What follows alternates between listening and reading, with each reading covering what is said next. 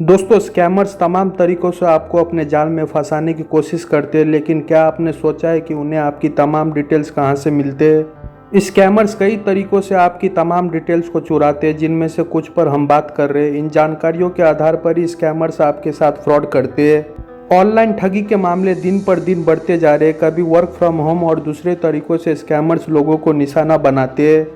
कुछ स्कैम ऐसे भी है जिनमें फ्रॉडर्स के पास आपका अच्छा खासा डेटा मौजूद होता है। मसलन उन्हें यूज़र का नाम, पता और दूसरे डिटेल्स पता होती है। इन डिटेल्स के आधार पर ये स्कैमर कई तरह से ठगी करते हैं। आपने कभी सोचा है कि सामान्य आदमी के बारे में स्कैमर्स के पास इतनी डिटेल्स कहाँ से आती है। सबसे पहले वजह हो सकती है कोई डेटा लीक। डार्क वेब पर तमाम यूजर्स के डेटा को बेचा जाता है। यह डेटा किसी प्लेटफॉर्म से लीक हो सकता है। इसमें यूजर्स की तमाम डिटेल्स होती है, मसलन आपका फ़ोन नंबर, आधार कार्ड नंबर, पता और दूसरी डिटेल्स। इन डिटेल्स के आधार पर स्कैमर्स असली अधिकारी के तरह एक्ट करते और आपको धमकाते। ये डेटा लीक कई तरीके से हो सकती है। संभव है कि आपने किसी शॉपिंग मॉल में अपना नंबर रजिस्टर किया हो, जिसके वजह से आपको प्रमोशनल मैसेज और कॉल्स आते हैं। अगर स्कैमर्स के हाथ ये डेटा लग जाए तो उन्हें कई यूजर्स के नाम, नंबर और दूसरे डिटेल्स मिल जाएगी। फिशिंग ईमेल या वेबसाइट ये सबसे कॉमन तरीकों में से एक है। इनमें स्कैमर्स यूजर्स को ईमेल या फिर एसएमएस के जरिए फिशिंग लिंक भेजते हैं। जैसे ही कोई इन लिंक्स को क्लिक करता है तो ये किसी फेक वेबसाइट पर रीडायरेक्ट हो जाता है। यहाँ से स्कैमर्स यूजर्स के तमाम डिटेल्स को चुरा लेता है। यह भी हो सकता है कि स्कैमर्स इन लिंक्स की मदद से कोई स्पाईवेयर आपके फ़ोन में इंस्टॉल कर दे। इसी तरह से अगर आप किसी फेक वेबसाइट पर विजिट करते हैं तो वहाँ से भी स्कैमर्स आपकी तमाम डिटेल्स को चुरा लेता है। ये वेबसाइट देखने में बिल्कुल असली जैसे होती है, लेकिन इनका काम यूजर्स का डेटा चुराना होता है। Phone call scam. यूजर्स की डिटेल्स को हासिल करने के लिए स्कैमर्स कई बार किसी बैंक कर्मचारी या फिर किसी दूसरी सर्विस के एग्जीक्यूटिव बनकर कॉल करते हैं। फिर यूजर्स को अपनी बातों में फंसाकर स्कैमर्स उनकी तमाम डिटेल्स को हासिल करते हैं।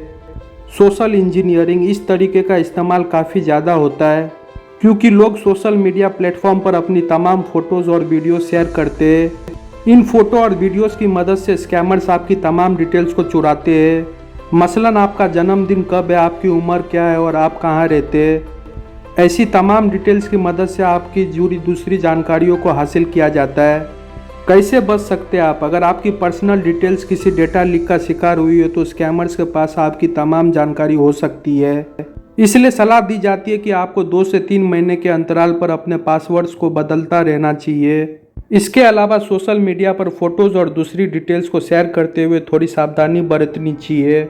जैसे जन्मदिन कब है, इसे प्राइवेट रखें, ना कि पब्लिक डोमेन में इसकी जानकारी दी जाए। इसके अलावा फोटेज में आपको आधार कार्ड या क्रेडिट कार्ड नज़र आ रहा हो और दूसरी बातों का भी ध्यान रखें। किसी भी वेबसाइट पर विजिट करते हुए उसका URL चेक जरूर करें। कहीं ऐसा ना हो कि आप किसी फेक वेबसाइट पर अपनी तमाम डिटेल शेयर कर दें। आपको लगता होगा कि फ्रॉड करने वाले OTP और पर्सनल डिटेल के बिना पैसे नहीं निकाल सकते, तो गलत है। यूपी में एक ऐसी घटना हुई जहां अलीगढ़ की रहने वाली महिला से कॉलर ने कोई बात ही नहीं की और फ़ोन उठाने भर से ही उसके खाते से करीब 1 लाख रुपए कट गए। महिला ने कॉल उठाकर सिर्फ इतना पूछा कि कौन बोल रहा है। उधर से कोई आवाज़ नहीं आई तो 20 सेकेंड बाद कॉल कट कर दिया, लेकिन इतने समय में ही उसके खाते पर कोई झाड़ू फेर गया। पहले 1 रुपये काटने का मैसेज आया, फिर खाते से 99,999 रुपये काटने का मैसेज देखते ही महिला भक्का रह गई। फ्रॉड करने वालों ने ऑनलाइन ठगी का ये रास्ता निकाला है। ऑनलाइन फ्रॉड की ये कोई पहली घटना नहीं है, ऐसी कई घटनाएं आए दिन हो रही है जब फ़ोन उठाने भर से पैसे का फ्रॉड हो रहा है। यह घटना इसलिए भी दिलचस्प है क्योंकि महिला ने ना तो किसी लिंक पर क्लिक किया और ना ही किसी को फ़ोन पर कोई गोपनीय OTP या कोड बताया। इसके बावजूद उसके अकाउंट से पैसे कैसे कट गए, ऐसे क्यों हुआ। विदेशी नंबरों से हो रहा है फ्रॉड। जो भी ठग विदेश में बैठे उसके पास आपकी लगभग पूरी जानकारी होती है। वह आपको फ़ोन करता है और बातचीत के दौरान ही फ़ोन की सेटिंग्स को डिकोड करके अकाउंट से पैसा उड़ा लेता है।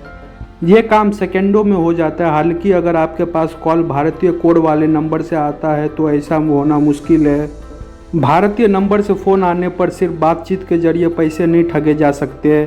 इंडियन नंबर होने पर किसी लिंक पर क्लिक करना, ऐप डाउनलोड करना या ओटीपी या एटीएम का सीवीवी नंबर बताने पर ही ठगी हो सकती है। अगर आपके पास इंटरनेशनल नंबरों से कॉल आ रहा है तो उसे बिल्कुल भी ना उठाए। ध्यान रहे कि भारत का कंट्री कोड +91 है, जो किसी भी मोबाइल नंबर के सबसे आगे लिखा होता है।